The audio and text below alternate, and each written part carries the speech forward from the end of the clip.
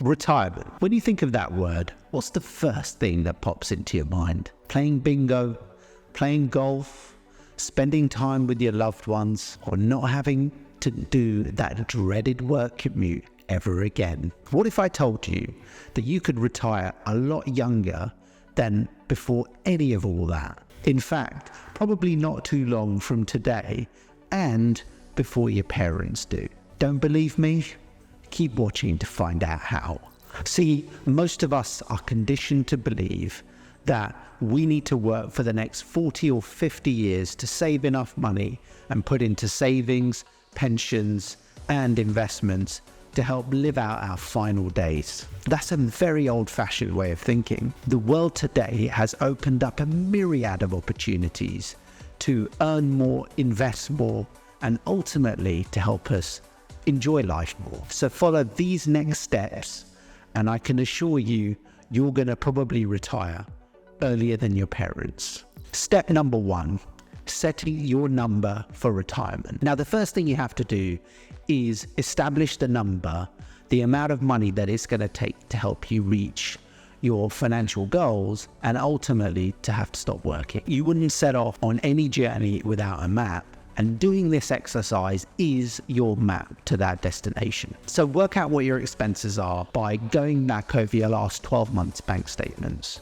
and working out an average of what you spend month on month. Now, there'll be things in there like rent, or if you own a house, you'll have a mortgage. If you've got kids, you'll have expenses for them, food, your bills, etc., and add all that up and get a monthly figure. Then take that monthly figure and ascertain just exactly when you want to retire. So now say you want to retire at 40. Well, assume you'll live to an average age of about 85. So you're going to need 45 years. That's from the age of 40 to when you on average may die at the age of 85.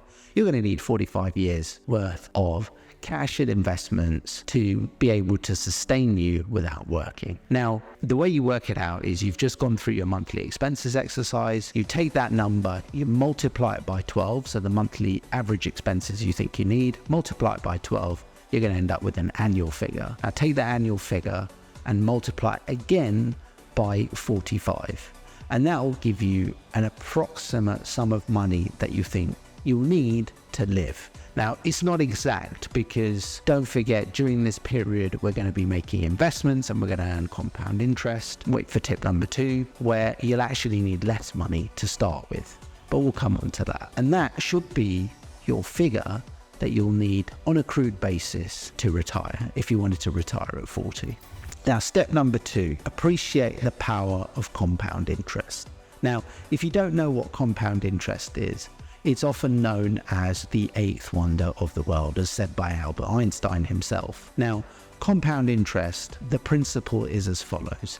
If I took $100 today and I invested it in the stock market, on average, the stock market returns about 8% a year. So my $100 would be worth 100 times another 8%, which would be $108. My $108 would then get invested again at 8%, and by the end of year 2, I'd be at $116.64. So I've actually earned an extra $8.64.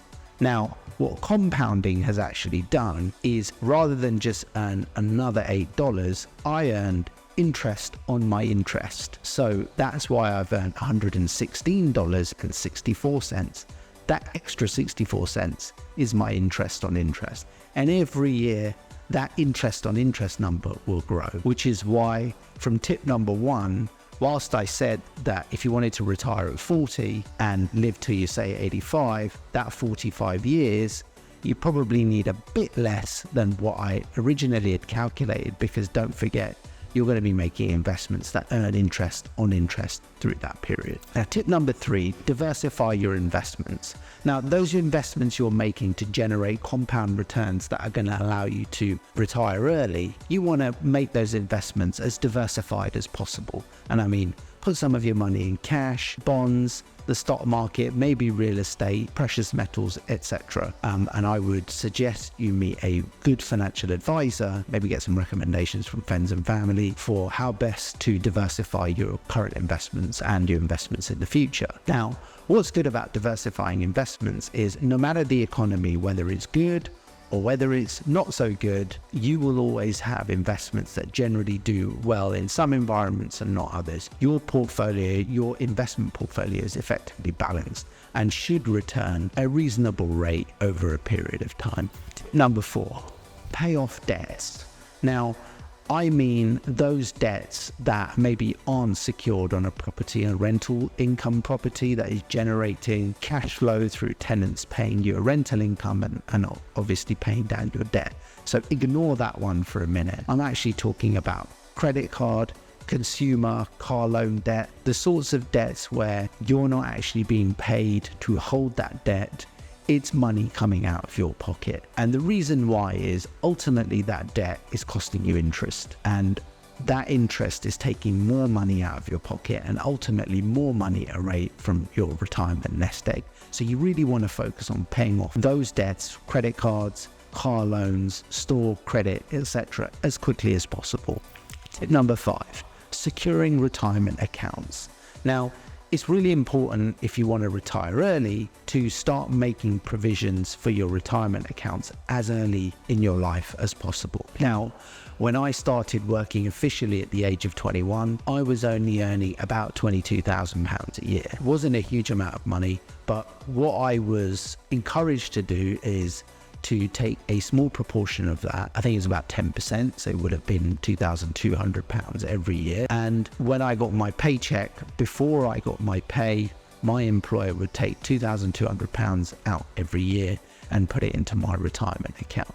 Now, where I live, the United Kingdom, what's actually good about our country is that the government encourages people to save for retirement by providing tax relief on the contributions that you make into your pension scheme. So for my £2,200, I think I got another 20% on top from the government into my pension pot as tax relief. So that £2,200 was quite nice. It actually became an additional £440, which is the 20% of 2,200 on top from the government to encourage me to save for my retirement. Now, what's good about these schemes is they will grow within your pension pot tax-free, but you generally can't touch that money until you're probably about 55. But build that pot and it's going to be something quite significant, hopefully, by the time you think about retiring. And finally, tip number 6, start as early as possible saving for your retirement.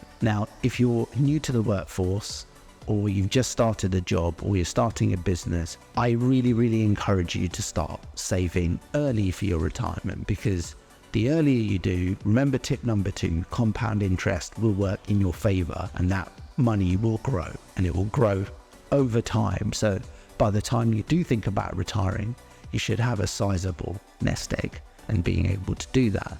Now, the reason why I've said you could retire earlier than your parents is that most people do not follow these steps. They do not think about their financial number. They don't really understand compound interest, and they're not really making provisions for their retirement to be able to retire early. But if you start now, I can assure you that you're probably going to retire earlier than your parents. So very best of luck. I hope you liked this video, and please subscribe if you like the channel, and I'll see you on my next video.